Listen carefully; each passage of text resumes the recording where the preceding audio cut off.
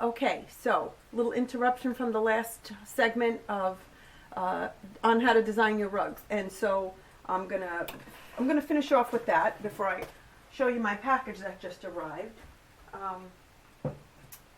If you can see me, I'm way over here, but I'm gonna take some of these out for you and show you what I do. Okay, so went to Michael's and Joann's, Michael's. Well, they're pretty good both with crafts, but I went and got these little templates. If you could see them. Let's see if I can put them against something else. Let's see. Okay, here you go. So you can see their shapes a little better. That's wood. And you can just trace around it. Perhaps this is your, make believe this is your foundation. You could trace around it.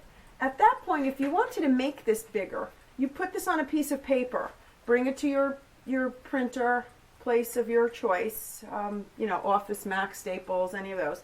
And they can enlarge it for you. Have them enlarge it for 3 or 4 different sizes. And then what you do is you cut them out and you put them on right directly onto your fabric backing, your rug hooking backing, and trace around it, and you can use that. I've done it with stars. See that little star motif. I have this cool one. I thought that was pretty cool. It's a little, wrong side, sorry. There you go. It's a little swirl. I mean, how cool are those on a rug? So I'm looking at doing something like that with some crazy colors, and I think that would be really cool. I have a heart here. Let me fix that. We have a regular kind of heart here, and if you see, this is more of like a country heart. It's a little kind of off center, a little bit more primitive style, I should say, for those who like that. And again, you could enlarge it and make it, use this size and then make it bigger on your printer. These are just 2 different types of stars I have here. Let's see if that works better. Can you see that? 2 different types of stars. And this one's cool. It's a butterfly. Now, granted, I didn't buy it for the design so much as to trace it. I thought that was kind of cool. So, again, you can I save all kinds of cardboard inserts that come in the mail with packages. Or you buy a new item, it's sometimes packed with corrugated. Well, this is a circle, and that's my square. So, there you go. You can use any of these to put motifs, borders. If you feel like you're not great at painting some of these things, go for it. Really quick, I'm just going to show you. And sorry about that, but I found these little guys from, again, we'll put it on something so you could see it better. There you go. These I found at Michael's, and believe it or not, they were in the cupcake section. I guess you could put them on a tray if you're going to serve cookies to make it really festive and pretty. I got them to just put them up on my walls because it's fall and I'm in the basement, and so I thought it would be kind of cool to do that. So, but what a great way to, if you wanted to hook a leaf, that you could trace that, and there's the veins and the color ideas that you want to use. These are great. So, I mean, I think it was $2 or $3 for that. So I'll put that down, but look what came in. And I think this is my twill tape, so I'm going to go ahead and open that and take a look at it. And like I said, I was a little confused over which way I was going to bind this rug. So I went in online, looked to see if I could find some twill tape sources that had some colors. Okay, thank you, Annette, and enjoy. Okay, so this is from, oh no, I'm sorry, this isn't the twill tape. This is the linen burlap. Okay, good enough. Excellent. Okay, so we'll take a look at that. My twill tape, though, is on its way. I did get an email from Merry Woolen Hooker. The Merry Hooker Woolen, something like that. So we'll figure it out. Okay, so here we go. I'll show you this quickly. This is how this one came. Excellent. This is MCG Textiles. Let's see if I can put it against that for you so you can see. There you go. It just comes packed in a plastic bag. I'm sure many of you might have even seen these. And I'm going to go ahead and open this up for you. just so you can see what it looks like. I think it might even come serged on the end, so that's very, hey, that's one step we don't have to do, right? Okay. Why? We're always looking for shortcuts, right? That rug hooking, so much work. Okay. Anyway, so, okay, nope, this does not come serged, so sorry, we have to do it ourselves. So one edge is a selvage. Let's see. And the other 3 edges are not. So you got one end you do not have to bind. And this is a pretty big piece. It's covering quite the whole camera. So there you go. It's a 30 by 36. And it was I'll tell you right now, $11.98 with shipping. There was no shipping. That included it. That is a very good deal. I believe that's a very good deal. And it's a a little tighter weave than what this is. So I don't know if maybe punch hooking kind of calls for that. I don't punch hook. I do a regular hook, and my hook's a little smaller than a punch hook. So it just says Heritage Rug Hooking Fabric, 100% linen burlap. There you go. Okay, so that is that, and I will put that away with my backing. I just thought that was a really good price, and I wanted to grab it before it was going to be out of stock or they raised the price on it. So I'll get that in the garbage, and here we go. So for those of you that I got that off of Amazon, okay?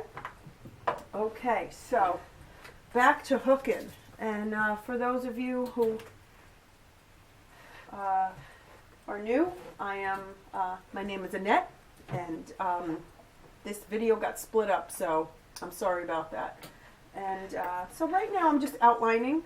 I'm doing the outline of my picture vase, and I really am enjoying this rug a lot more than I thought I would, and that's why it sat for so long, because I really didn't know what I was working on it with it, color-wise, and then I just says, I'm just going to do it. I'm just going to get it done. It's sitting there.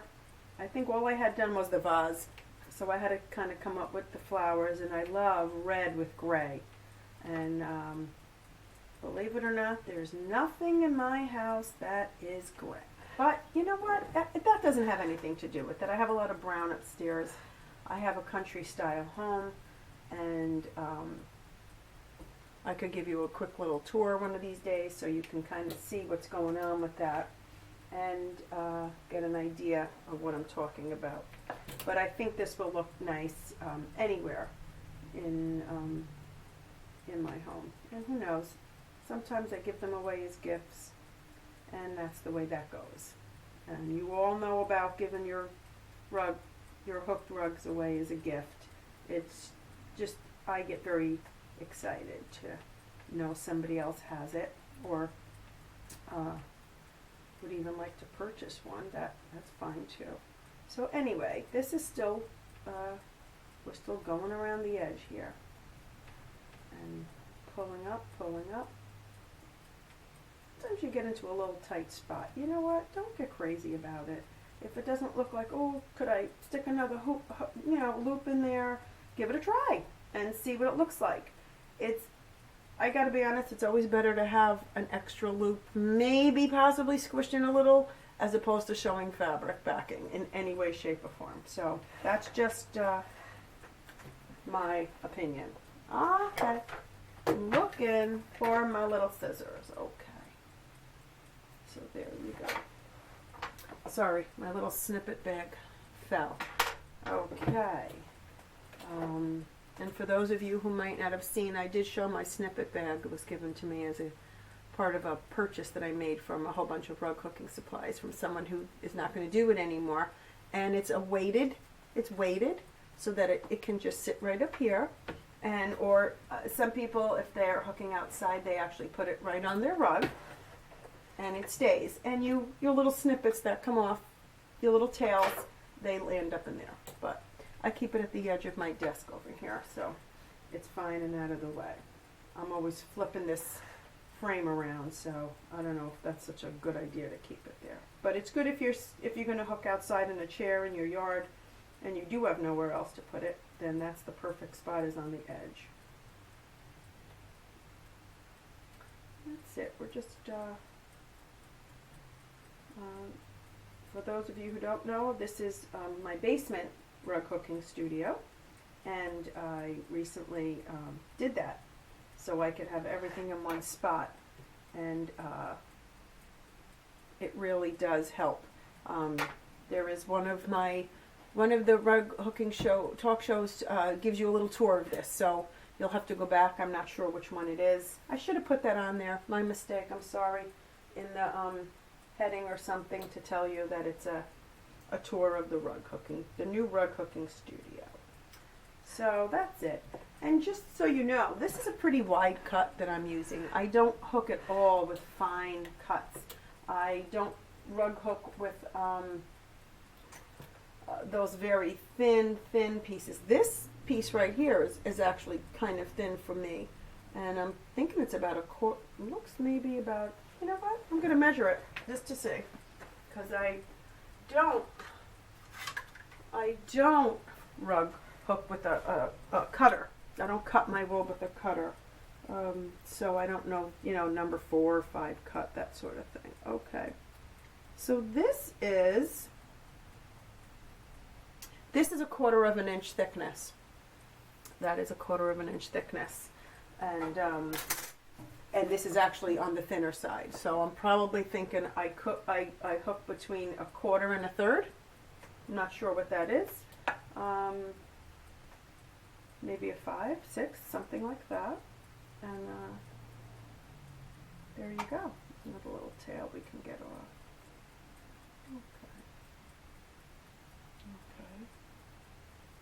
Okay, just so you know, again, for those of you who missed my show, when I talk about my supplies, this is a little tiny cuticle cutter, but if you could see, it curves up, and it's perfect. It's just a couple of dollars over at the hardware store. I don't know why I got it there, but that's where I saw it, and I thought it was kind of cool for that purpose. So that's it. So we went all around. We're closing in at the end here. We're running out of some space. I still have pretty much on that side quite a bit to go. So, okay. So we're just going to keep in here. And like I said, I'm coming to the end of this, and I'm a little concerned if I'm going to have enough. We're getting a little loose, so we'll tighten that up. Getting a little concerned if I'm going to have enough. As you know, if you're hooking and the tension gets a little loose on this, well, even on this thing, you want a good tension here. It absolutely makes a big difference while you're hooking and pulling up. Oh my gosh, big difference. So that's something that you always want to check as you're going along. Okay. And as you know, the width of your strips of fabric, the longer it will take to fill in a background. So, I just don't see any purpose in using a thin strip except for any kind of detail work. Plus, I just happen to love the look of a larger strip, especially when you're doing a background that's variegated. I just don't see any reason to hook in just one thickness either. Some people strictly hook in this very tiny number 3. They want all their flowers shaded, and I understand that. If that's what you like, go for it. But I didn't see any need to do that with a background, none at all. So I hook in a much thicker, and it's all preference. It's all preference. Some people like rug warp, and I tried it, and it was an absolute nightmare for me. It was very difficult pulling. Each loop that I went into, each loop to pull up was strenuous, actually. My hand was hurting by the end of 20 minutes of hooking. I just couldn't wait for it to be done, but I muddled through. And that, I noticed that the thicker the cut, the width of the strip, the harder I had a time. So I actually tried to cut my strips a little thinner for that one just to get it through and get it finished. It came out beautiful, and I don't have a picture of it up on my rug hooking show number 6, which is a very short little gallery show of my rugs. So, okay. Excuse me. Need my tissue? Oh, I think we put them over here. Yes, we did. Okay. Okay. Okay. Sorry about that, but it happens. So we're back over here. And like I said, I'm following the wavy line that I started. I started a wavy line so I can add a little visual interest to this rug as we're hooking it. And I try to fill in a little off camera because it's not going to be too much fun for you to sit and watch me hook. The idea of this rug hooking talk show was that we kept each other a little company while we hook alone, if you just want a little rug hook and chit chat or a little conversation. And then I decided to throw in a little info into it because I do have a lot of interesting things that I've gathered resource-wise over the years, and some are not with us anymore, and some are bigger and better than ever, and some new stuff came out, so I'm always so excited to share with other people because I know what it was like when I first started, and it was you were kind of isolated with this. It was just about the time of when the internet was getting big that I started to do this, and like I said, it was Claire Murray who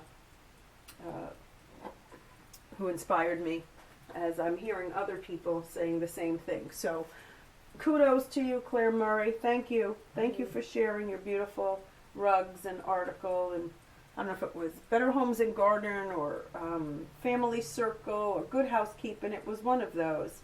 I actually have that article somewhere, and I'm going to dig it out and show you guys that. So that I kept it all these years. And maybe for the next show I'll have that for you. But for now, I think that's it for me. I've got some housework to do, and I have to go. So until we meet again, happy hooking, and thanks for joining me.